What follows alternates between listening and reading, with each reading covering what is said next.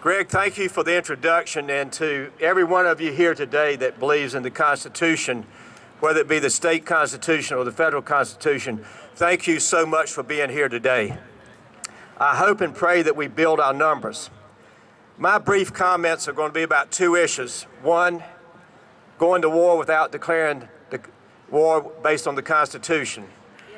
Ron Paul and I became very good friends when I came out against the Iraq War in the year 2005.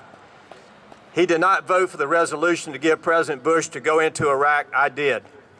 I found out later that we were misled with the intelligence, and we were misled intentionally.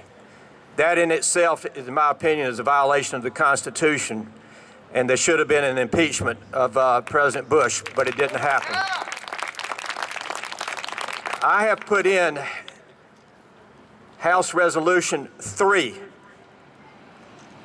that says that any president, not the president, but any president that bypasses Congress to send our young men and women to war to give their life, their legs, without a declaration can be impeached. Yeah.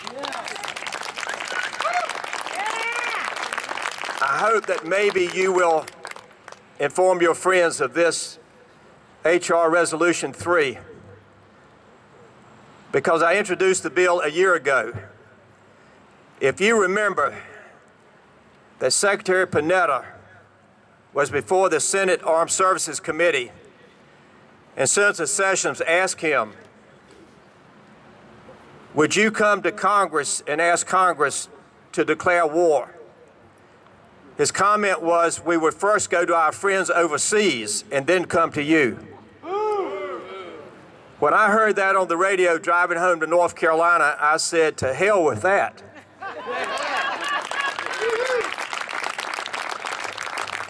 That's when I put in last year HCON Resolution 137.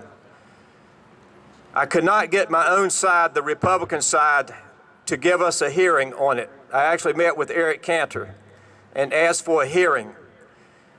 I said, Eric, I don't want to move the bill, but for God's sakes, what does Congress do when it commits our young men and women to die for this country and we don't follow the Constitution? We're supposed to be the Republican Party that pontificates about the Constitution, but we don't follow the Constitution. So I ask you to please think about HCON Resolution 3. It's been reintroduced, and that's the number 3. And I'm going to do everything I can to beat the drums to have a hearing on the whole issue of war powers. I've seen so many broken bodies at Walter Reed in Bethesda. It's now been consolidated to one hospital known as Walter Reed at Bethesda. I've seen the amputated legs, the arms. I've been to the funerals. This country does not, in my opinion, properly respect its military. You got that right. You would not send these people to war unless you declared war that's based on the Constitution. And when Mr. Obama bypassed Congress and bombed Libya, yes, Gaddafi was an evil man and he needed to be removed, but not by another country. His people should have wanted to do it. And the president, in my opinion, was wrong in bypassing Congress and making that decision on his own that we would bomb another country that we didn't like. Another issue that I have worked on for almost 18 years.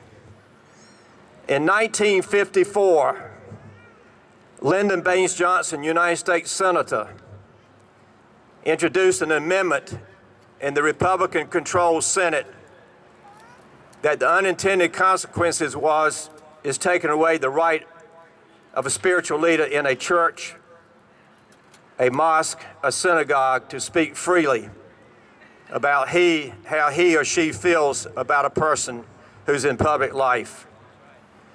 In 1953, any minister, priest, or rabbi or clerk in this country could speak freely about anyone in public life, could praise them or criticize them. But the Johnson Amendment took it away. I have reintroduced that bill as well. And I do believe that if we can galvanize people around this country on both the bills, we can get them through the House. And that is so important in Washington, whether you get it to the desk of a president, is to get the bill through the body that you serve in.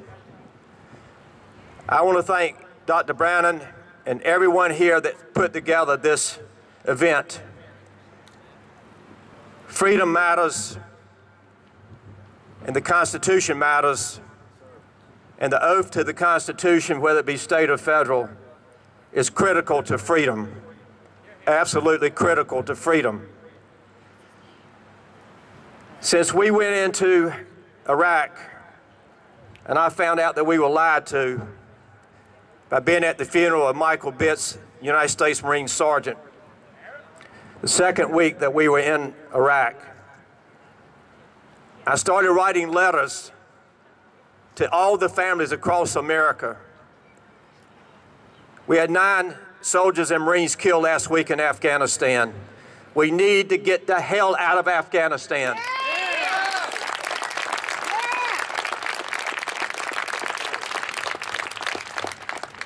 I have signed over 10,840 letters to the families and extended families of those who have given their life in Iraq and Afghanistan. So this is my close. First, before the close, I want to thank you for being here today. Let's grow this number. This is a great number, but let's grow the number across the state of North Carolina. Ron Paul is going to be very active. He's putting together a 501c3 to talk about the Constitution and the issue of war. I love Ron Paul. Yes. I love him because he understands when he's the only one in Washington, he votes no. God bless him for his commitment to the Constitution. My close is this. God, please bless our men and women in uniform. God, please bless the families of our men and women in uniform. God, in your loving arms, hold the families who've given a child dying for freedom in Afghanistan and Iraq. God, please bless the people here today who love the words that you planted in the minds of those who wrote the state and the federal Constitution. What about our Second Amendment? God, let me say to you as well, please bless the House and Senate that we will do what is right, protecting the Second Amendment of the American people and protecting the other principles in the Constitution. And God, even though I do not agree with President Obama, he is our president. God, please bless the president. Give him wisdom and strength, God, to do your will for the American people. And 3 times I will ask, God, please, God, please, God, please continue to bless America. Thank you.